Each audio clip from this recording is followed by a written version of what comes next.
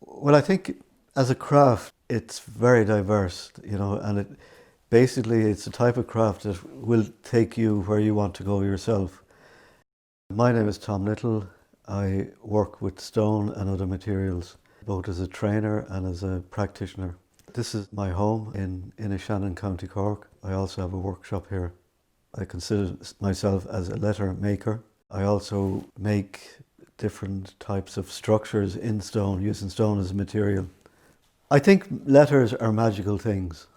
Civilization itself has progressed because of the written word. I think it's they are magical things. It is said that a picture can paint 1,000 words, but I think letters or the written word or whatever form you want to put it in does open up portals to infinite possibility, because as I said, all of these things we see around us are because of the written word. I love the shapes of letters. I love the abstract forms that they make. Everything is different. There's a French designer who, I think Roger X. Coffin is his name.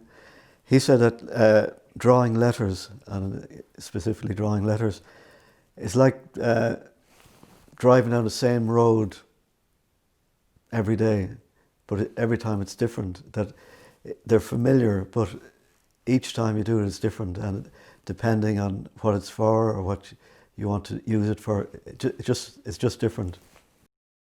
I come from a stone working background. My father was a stone cutter, and his father, and it goes back quite a number of generations.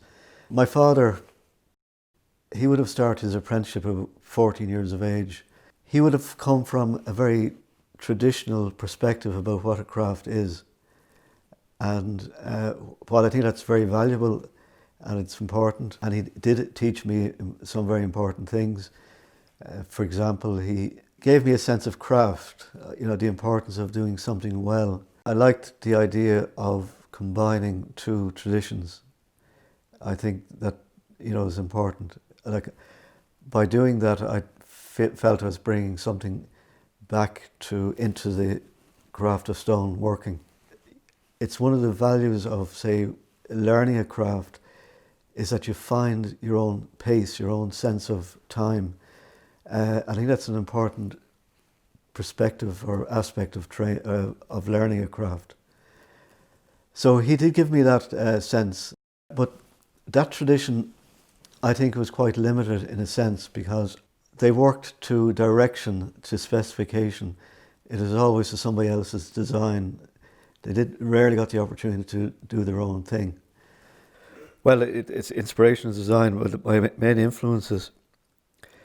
early influences would be Michael Biggs and Oisin Kelly, and for different reasons.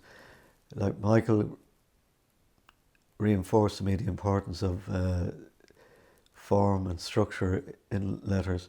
Oisin Kelly, on the other hand, who incidentally was Michael's teacher for a couple of years in St. Columba's College, his art teacher, whimsical, almost devil-may-care attitude towards lettering. It's very free and flowing and quite beautiful in its own way.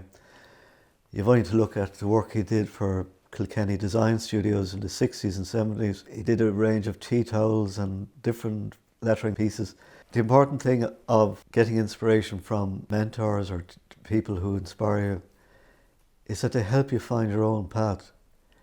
And I think that's what I would have got from them, that I would see them as a point of departure rather than trying to emulate or copy them. I think but they did inspire me, so I'm grateful for that.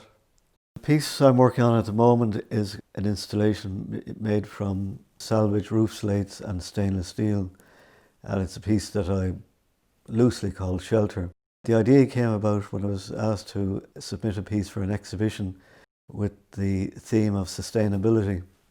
I was trying to figure out what would I do, and at that time I was reading up about Skellig Michael and intrigued by those beehive huts and the idea of something perched, on a height out, So that piece itself, and I'm still kind of researching it, I want to use it either as a birdhouse or so it'll be actually hollow inside.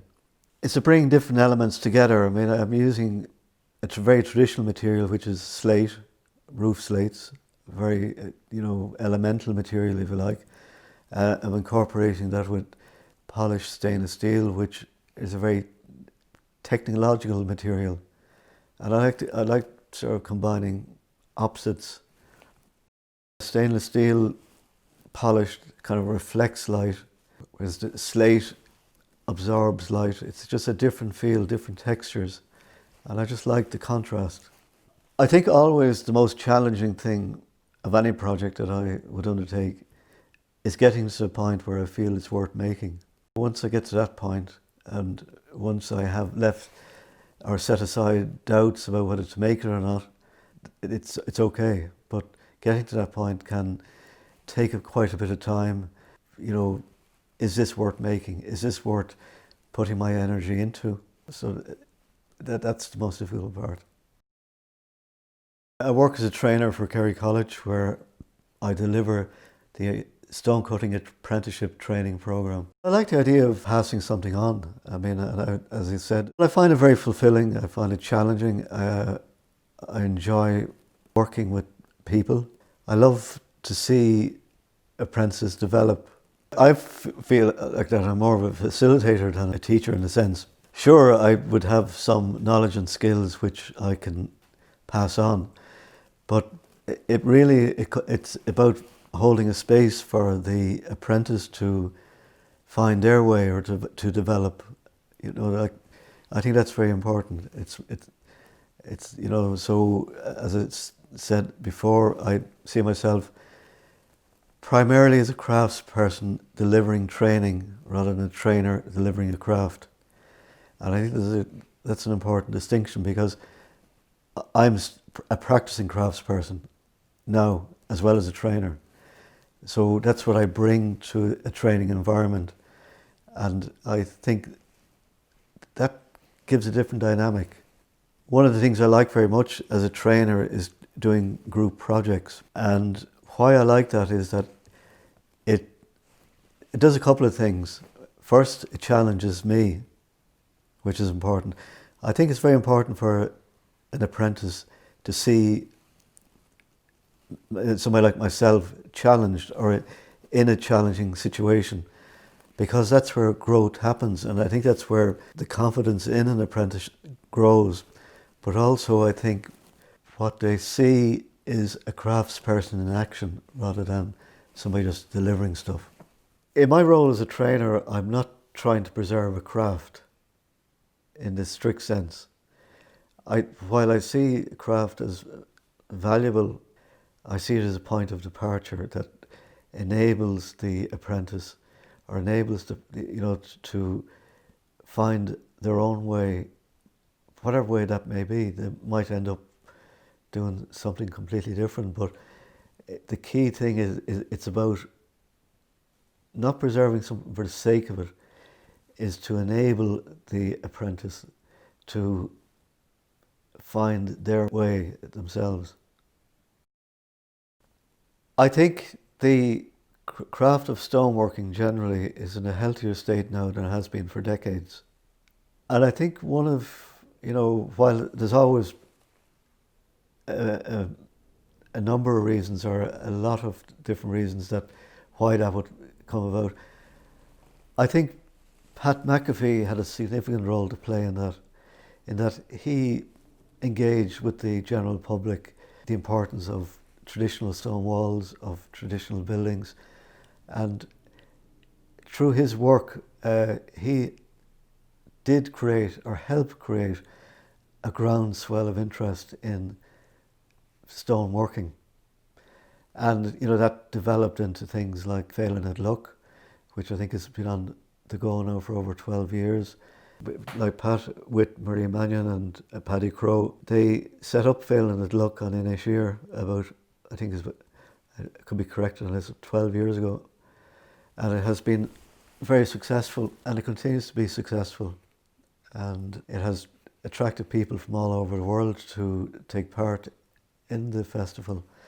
Again, it's something that's helped create a great awareness, and it's spreading it out. Festivals like Phelan and Luck are are great because it's a kind of a coming together of both enthusiasts and people who have professional or specialist knowledge in stoneworking, and they're together. And so it's that exchange of ideas, and it's an international festival. So again, it's that exchange of ideas, skills, and that interaction, which ultimately helps to expand the awareness about the importance of the stone-built environment.